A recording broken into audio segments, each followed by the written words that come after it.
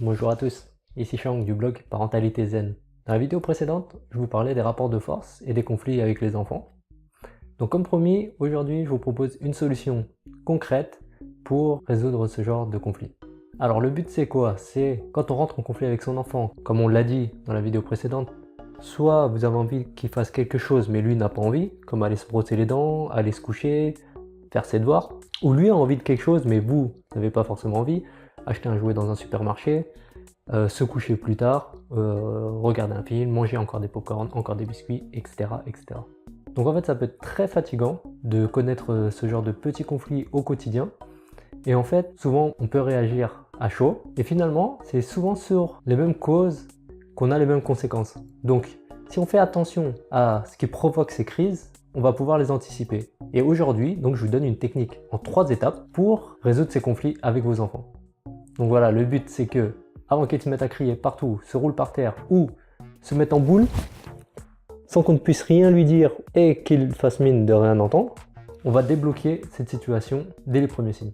Donc les 3 phases de la résolution, si vous voyez les premiers signes de conflit qui arrivent, sont 1. La synchronisation avec votre enfant, 2. Accueillir ses émotions, et 3. Utiliser l'écoute active. Donc dans un premier temps, se synchroniser avec lui, qu'est-ce que ça signifie? Donc en fait, nous, si on réagit à chaud, on va se dire « mais là il m'exaspère, mais là il veut encore un jouet, mais là il veut encore ci, il comprend pas que c'est pas possible, j'aimerais bien lui faire plaisir, mais non, on ne peut pas. Et pour son bien, oui, je préférerais qu'il se couche tout de suite. » En fait, se synchroniser avec lui, ça va être se mettre à sa hauteur par exemple, et imiter finalement sa gestuelle, son débit de parole, et se mettre, l'espace de quelques instants, dans sa peau. Donc ça va avoir 2 effets. Le premier, c'est qu'il va l'impression, par mimétisme, de manière inconsciente, il va avoir l'impression de se sentir compris.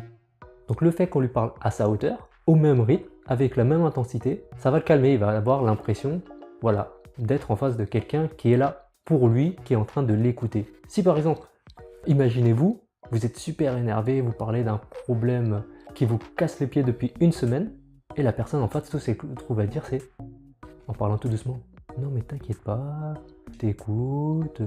Et vous, vous êtes là en train de bouillir de rage. Vous vous dites, non mais, ok, j'ai bien compris qu'il voulait être calme, me calmer, mais il n'a pas compris dans quel état j'étais. Bon, à l'inverse, faut pas qu'il se sente non plus. Si vous, vous êtes énervé, vous n'avez pas envie que quelqu'un s'énerve sur vous, mais que quelqu'un soit en phase avec vous plutôt. Donc c'est ce qu'on va essayer de faire avec notre enfant. Donc je répète, se mettre à sa hauteur, avoir le même débit de parole que lui. Vous pouvez également avoir le même volume sonore et également imiter un peu ses gestuels, c'est-à-dire que s'il parle avec des grands mouvements très amples, vous pouvez faire la même chose. A l'inverse, s'il parle de manière super statique, ne bougez pas dans tous les sens. Donc deuxième phase, accueillir ses émotions. Donc accueillir ses émotions, on en a déjà parlé sur le blog pour ceux qui suivent les différents articles que je publie. D'ailleurs, si vous voulez d'autres articles sur les émotions, n'hésitez pas à le dire en commentaire. Donc accueillir ses émotions, ça veut dire écouter finalement ce qu'il ressent et essayer de comprendre dans quel état il est. On va essayer de mettre, comme on dit, des mots sur ses mots. Donc des mots sur ses émotions, sur ce qu'il ressent. Et donc accueillir ses émotions, c'est aussi le laisser s'exprimer. Donc il va dire par exemple, non mais là je suis totalement énervé, j'ai raté, je voulais pas faire ces gâteaux de cette manière. L'erreur qu'on fait le plus souvent de manière naturelle, et en fait qui part d'un bon sentiment, c'est nier les sentiments de notre enfant. On va lui dire « Mais non, tes gâteaux ils sont super bien faits, regarde, moi j'adore la forme, etc. » En fait, il ne s'agit pas de savoir est-ce que vous aimez la forme, mais lui en tout cas, si à cuisiner et que la forme de ses gâteaux ne lui plaît pas, et que ça le contrarie, voilà, essayez simplement de dire « Ah ok, je vois, j'ai l'impression que tu voulais faire autrement, tu t'attendais à un autre résultat. » Des fois simplement, vous pouvez juste acquiescer. Ah ok, ok je vois. Et ça permet à l'enfant finalement de libérer ce qu'il ressent en lui. Il n'a pas forcément besoin de quelqu'un pour le consoler, de quelqu'un qui va lui dire mais si c'est bien. Il a juste besoin de parfois sortir ses émotions. Et donc, troisième phase, ça va être l'écoute active. L'écoute active finalement c'est juste la suite de l'accueil des sentiments. On va juste essayer de reformuler finalement avec ce qu'on a écouté, ce qu'on a compris. Donc, ok, je vois, j'ai l'impression que tu voulais que tes gâteaux soient différents. tu voulais les faire de telle forme, mais finalement le résultat est sorti autrement parce que le four était trop chaud. Et voilà, l'enfant, comme je le disais tout à l'heure, ne recherche pas forcément une solution.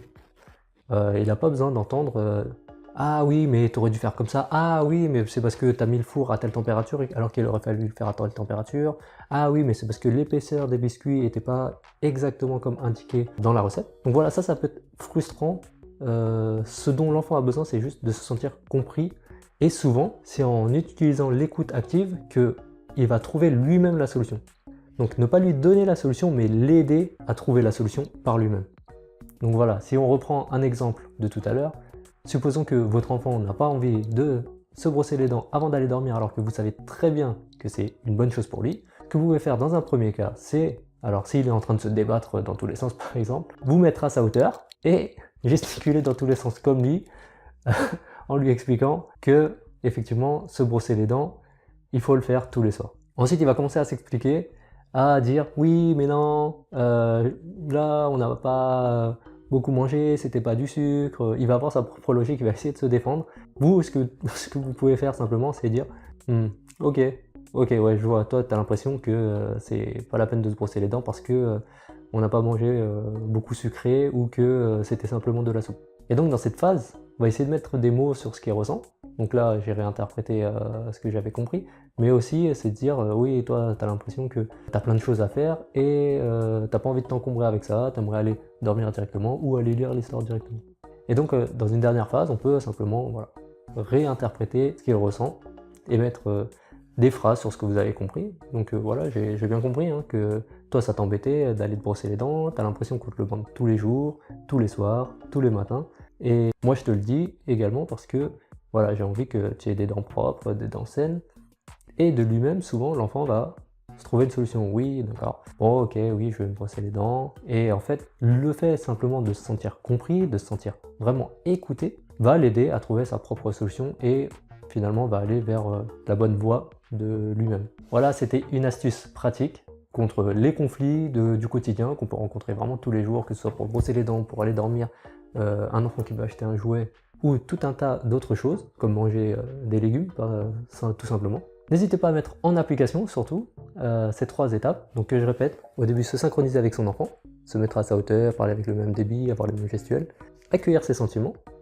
Donc surtout ne pas nier ses sentiments, c'est-à-dire « mais non, tu n'as pas froid, mais non, t'inquiète, c'est réussi, mais non, tu vas y arriver, mais non, c'est très bien », mais plutôt écouter ce qu'il a à dire quand il exprime ses émotions.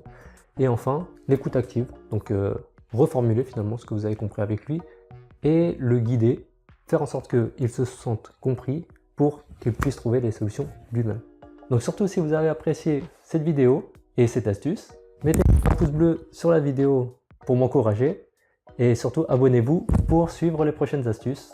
Je publie une nouvelle vidéo dès demain.